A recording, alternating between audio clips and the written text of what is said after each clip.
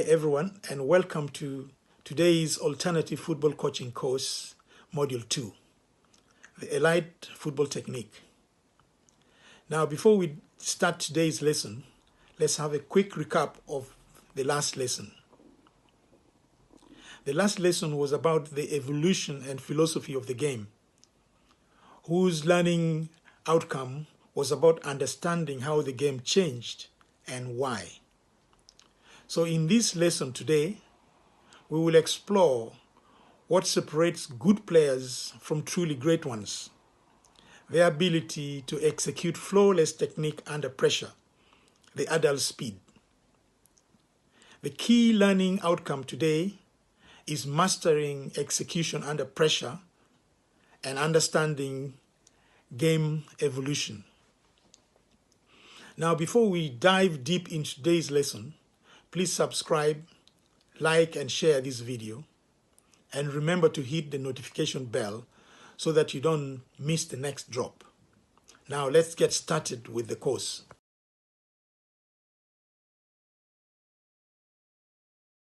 All right, we've all seen those jaw-dropping goals, right?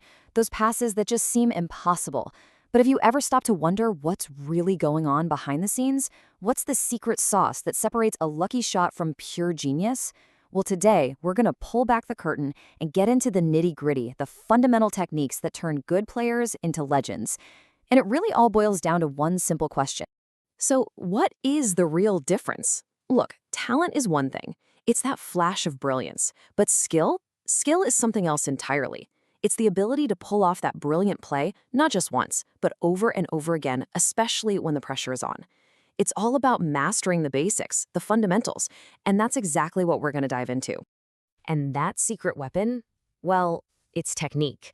You know, it's not just what you do on the field, it's all about how you do it. That's the key. This is the difference between just, kicking a ball in a general direction and deliberately, consciously crafting a pass that slices through the defense and changes the entire game. So let's break this down, because this is super important. Think about it like this. Technique, that's the how. It's the pure mechanics, right? It's the perfectly polished hammer, the sharpest saw in your toolbox. But skill, that's the when, where, and why. Skill is the master carpenter who knows exactly when to use the hammer, how hard to swing it, and where to place the nail, all while the clock is ticking.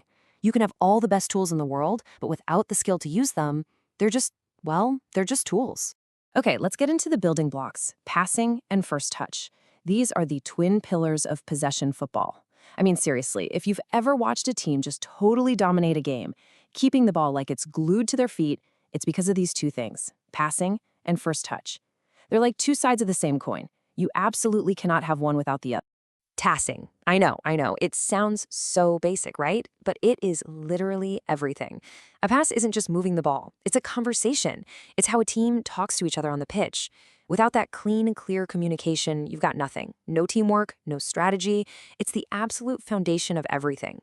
Okay, so let's get into the mechanics of a perfect pass. Look at this breakdown. First up, the striking surface. You're using the inside of your foot for accuracy. Simple enough, but look at body shape. This is where people mess up.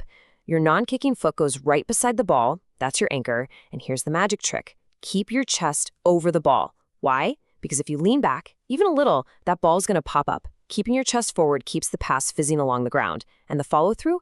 That's not just for style points. That's your guidance system. It's what tells the ball exactly where you want it to go. I'm going to say this again because it is so important. Ensure the chest is over the ball. Seriously, this one little detail is a game changer. It's the #1 fix for passes that go haywire, whether you're playing in the park or in a World Cup final. It's such a small adjustment, but the difference it makes in your accuracy, it's huge. But here's the thing. A great pass is totally useless without a great first touch. You could play the most beautiful, perfect pass you've ever seen, but if the person on the other end can't control it, poof, the whole move is gone. It's a two-way street. So, what's the secret to a great first touch? Well, it's a concept called cushioning. And the best way to think about it is this. Imagine someone tosses you a raw egg. You're not going to just stick your hands out flat and hard, are you? No way. You're going to pull your hands back as you catch it to absorb the impact so it doesn't smash. It is the exact same idea with a football. You withdraw your foot just a tiny bit on contact to kill the speed of the ball, to just tame it. So let's look at the keys to a killer first touch. First, cushioning. That's how you absorb the pace, like we just said. But this next one, open body position, this is where the pros really shine. Instead of facing the ball straight on, you open your body up to the side. Why? Because now you can see everything. You see the field, you see your options. You're not just stopping the ball, you're preparing your next action. So your first touch isn't just about control, it's about setting up what you're going to do next. Okay, moving on. Attacking with the ball. So you've nailed down passing and receiving. You can control the ball. But now, how do you turn that control into a real threat? How do you go from just moving the ball around to being truly dangerous? Let's talk about the art of dribbling. And look, it's not just about fancy stepovers and tricks. Your foundation is close control, keeping that ball like it's on a string. Your weapon is a change of pace. That's how you beat a defender. But the real secret, the thing that separates the good from the truly great, is keeping your vision up. Anyone can stare at the ball while they run. The best players, though, their head is up. They're scanning. They're reading the game. It's like their feet are doing the dribbling, but their brain is doing the playmaking. But let's be real, all that beautiful passing, all that slick dribbling, it's all for nothing if you can't put the ball in the back of the net. To end an attack, you need to shoot. And when we talk about shooting, there's one thing we have to nail down before anything else. It's absolutely non-negotiable. It's called the ankle lock. What is it? It's making your ankle totally rigid, totally firm, right at the moment you strike the ball. Think about it. If your ankle is loose and floppy, all the power from your leg just gets lost. But when you lock it, bam, every bit of that energy transfers straight through the ball. That's where you get that incredible power from. And I'm not kidding here. The ankle lock is, and I quote, absolutely critical.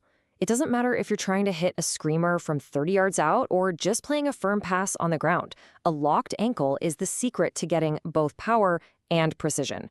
All right, mastering the air. Because let's face it, the game isn't only played with your feet. The ball is in the air a lot, and winning those aerial battles, well, that's a whole different beast. It takes courage, timing, and of course, technique. So, how do you head the ball safely and effectively? First things first, the striking surface. You always want to use your forehead, right around your hairline. That's the safest and hardest part of your head. And get this, the power doesn't come from just your head. No, it comes from your neck and your upper back muscles. You're actually flexing your whole core. And here's the key action. You have to attack the ball. Don't wait for it to hit you, you meet it. And timing is everything. You want to connect with it at the highest point of your jump. Okay, final section, from drill to game. We've talked about all these different techniques, the how-to for each one. But the million-dollar question is, how does a player take that stuff from the practice field and make it work in the middle of a chaotic, high-pressure game? This is how technique becomes true skill. Well, there's a clear path to mastery, and it pretty much has 3 steps. Step 1 is isolation. This is just pure repetition with zero pressure. Think of a player passing against a wall 1,000 times. You're just building that muscle memory. Step 2, you add what's called semi-contextual pressure. So now maybe there's a defender lightly jogging at you. It forces you to make a simple decision. And finally, step 3 is game reality. This is where you're in a small-sided game with full pressure, and you have to execute that technique in a real competitive situation. That's how you forge true skill. And that's the whole point of this progression, right? It's about turning that clunky, mechanical repetition into a smooth, instinctive reaction. You practice it so much that you don't even have to think anymore. Your body just reacts. The pass, the touch, the shot. It's not a thought, it's an instinct. So there you have it. You now have the science, the coach's eye. You can see what's happening beneath the surface. So the next time you're watching a match, I want you to try something. Don't just watch the ball. Look at the details. Watch for the player's body shape before they make a pass. See if you can spot that locked ankle on a powerful shot. Notice that cushioned first touch that creates just a little bit of space. Now that you know what to look for, what are you going to see differently?